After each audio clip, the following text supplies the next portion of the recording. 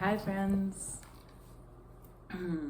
It's been a really long time since I've read you a story. Life has not permitted. But before the summer's out, really want to read you a very beloved summer story. I'll read you some stories from this book. Can't read the whole book. I realize I have not yet read Tove Jansson in story time, which is remarkable because I just adore her, and I'm sure many of you do. So Tove is best known for the Moomins, of course. If you're like, that name rings a bell, but I can't quite place it. I don't think I really need to introduce who this person is. She's enormously renowned, and I admire her great much. Artist, a writer, and this is a book that maybe is lesser known because it's one of her books for adults. I mean, I think all of her books for children are also for adults and vice versa. But yeah, this one all takes place on like a remote Finnish island, which is a place that Tove spent a lot of time on in her life, her long life, her highly productive life. Her and her partner, who was also a highly influential and noted artist and collaborator in Finland. The two artists would spend all of their summers on this remote island in the Gulf of Finland. And so that is the setting for this beautiful book, which is called The Summer Book and was published in the 70s when Tove was already an older woman, though she would live some decades more. And basically all of them are little vignettes and stories about the relationship between a grandmother and a granddaughter. So a kid and an elder. And I'm going to read a couple of the stories in this beautiful summer book. And yeah, I will start with one called Midsummer.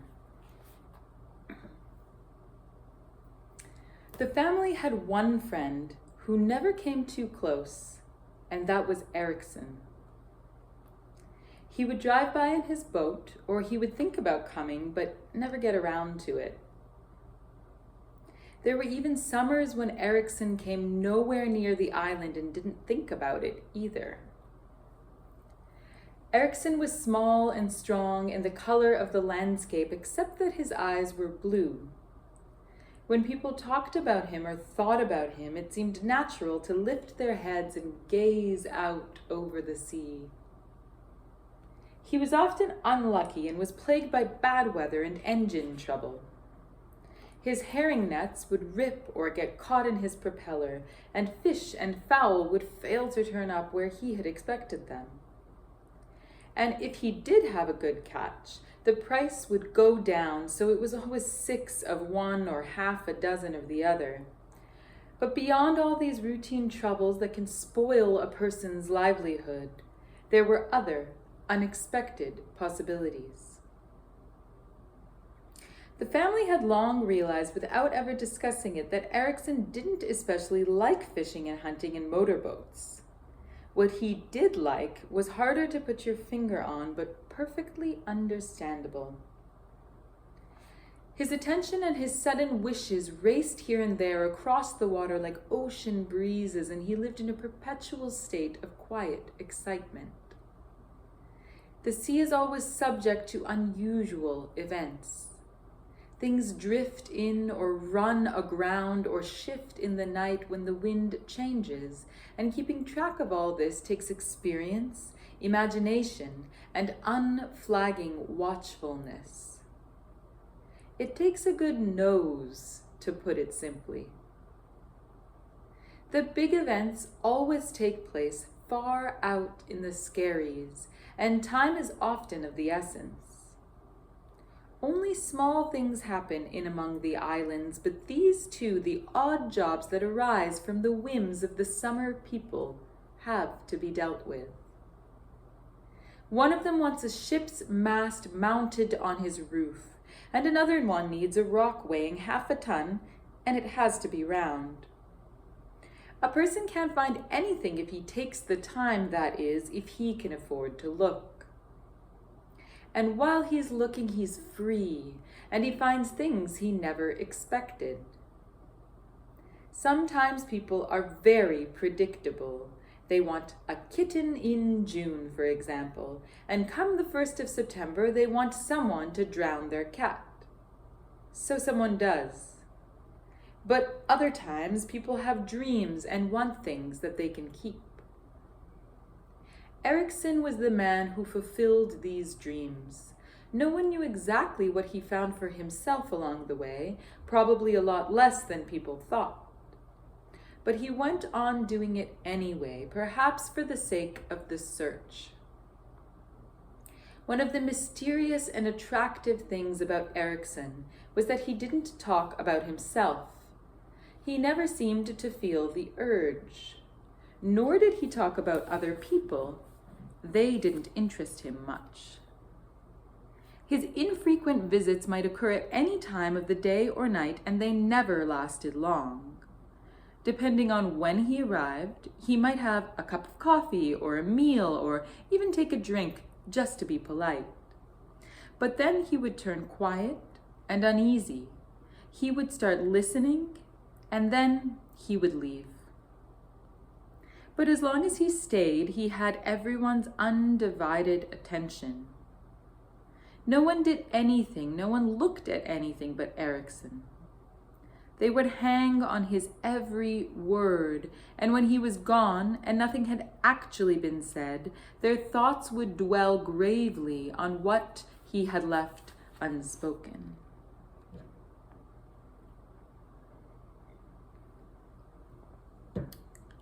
He might pass by early in the morning and throw ashore a present, a small salmon or some cod, a wild rose with roots and soil in a paper carton, or a nameplate that said, Captain's Cabin, a pretty metal box, or a couple of glass floats with the glass blower's mark. Many of these gifts were appreciated later in the form of trivial sums of money. It was the only chance the family had to try and put a price on their dreams. But dreams burn a lot of gasoline. Sophia adored Erikson. He never asked her what she did or how old she was. He greeted her just as solemnly as he greeted the others and said goodbye the same way, with a short nod and no smile. They would all go down to his boat to see him off. The boat was big and old and hard to start, but once it was running, it ran. He didn't take very good care of it. There was all sorts of trash wandering around in the bilge water, and the gunwale was cracked. But all the equipment was in good condition. He fried his fish on the engine block, and he slept in a sealskin sleeping bag the way his grandfather had done.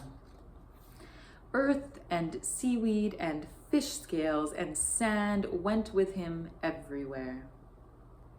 He had his nets and decoys and his shotgun neatly arranged in the stern, but God only knew the significance of the sacks and boxes piled in the bow. He would slap the painter on board and shove off. The prop, which was used to rough treatment, would strike the shallow bottom several cheerful blows, and Erikson would be off. He never waved as he headed out. His boat didn't have a name. Just before midsummer, Erikson landed at the island and heaved a box up on the rock. "It's some fireworks I picked up in a trade," he said. "I'll drop by on Midsummer Eve if that's all right, and we'll see how they work." He kept the motor running while he talked and then backed off as soon as he was through. The box was pretty damp, so they put it by the stove. Midsummer became even more important than usual. Grandmother blacked and polished the stove and painted the stove doors silver. They washed all the windows and even the curtains. Naturally, no one thought Erikson would notice. He never noticed anything indoors. But they cleaned the house anyway, just because he was coming.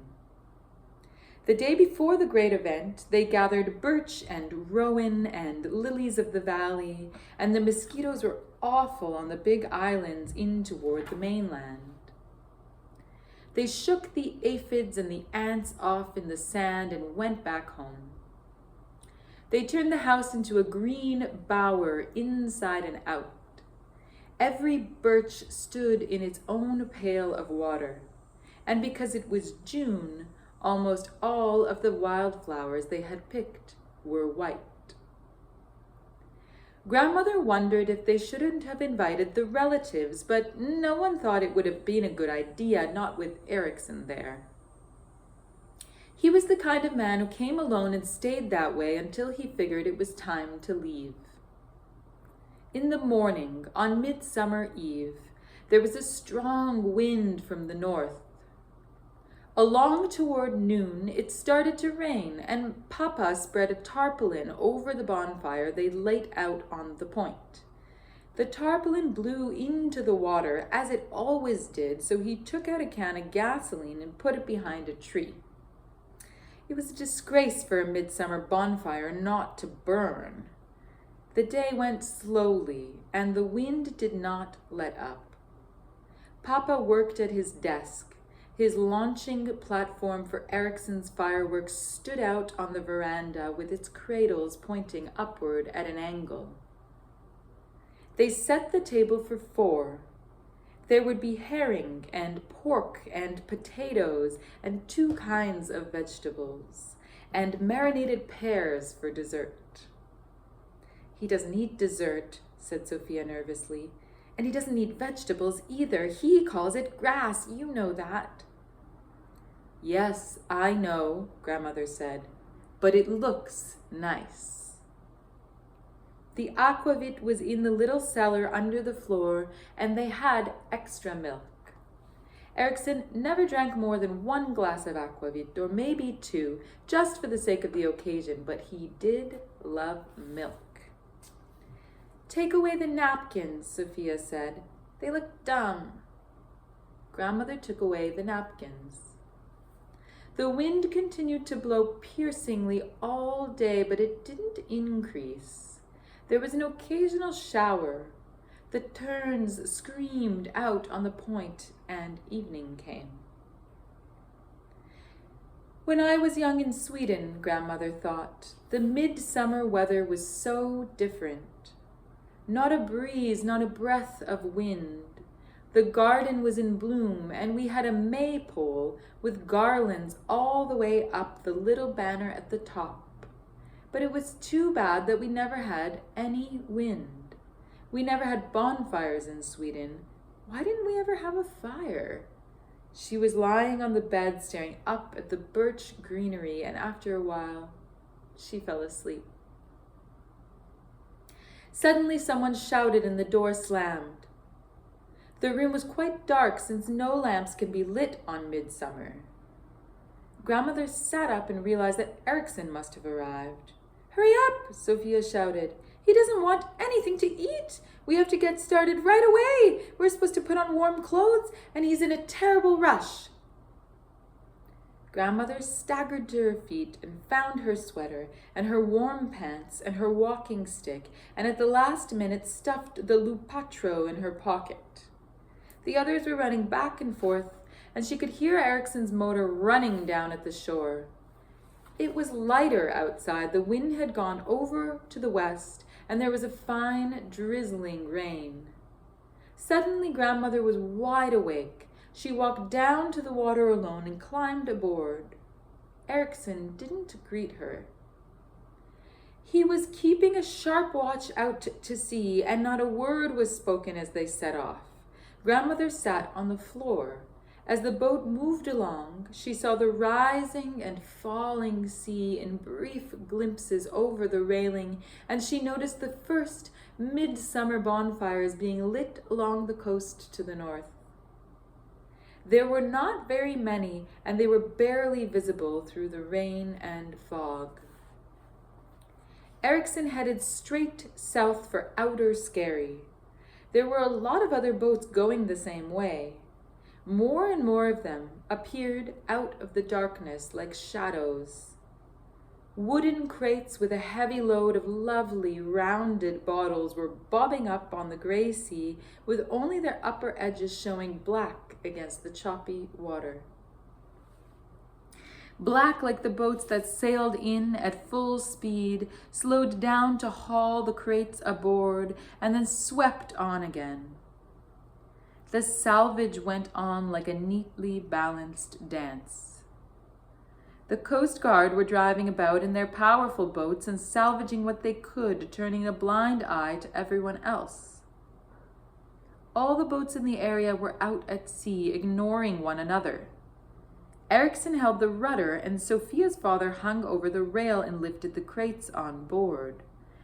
They stepped up to the pace, cutting down on each motion so as not to lose a second, until finally they were working together in such perfect harmony with the moving boat that it was a joy to watch. Grandmother watched it and appreciated and remembered, and all the time there seemed to be more and more of this midsummer bounty tossing in the waves around the Gulf of Finland. Off toward the mainland, a few feeble rockets rose in the air, dreamers shooting the arrows of light against the gray midsummer sky. Sophia had fallen asleep. Everything was salvaged, some by the right hands and some by the wrong, but nothing was simply lost. Along toward morning, the makeshift fleet split up. The boats floated farther and farther apart, each one setting off by itself to its own home. By dawn, the sea was empty. The wind died. The rain stopped. A clear and lovely midsummer morning arranged its colors in the sky, and it was very cold.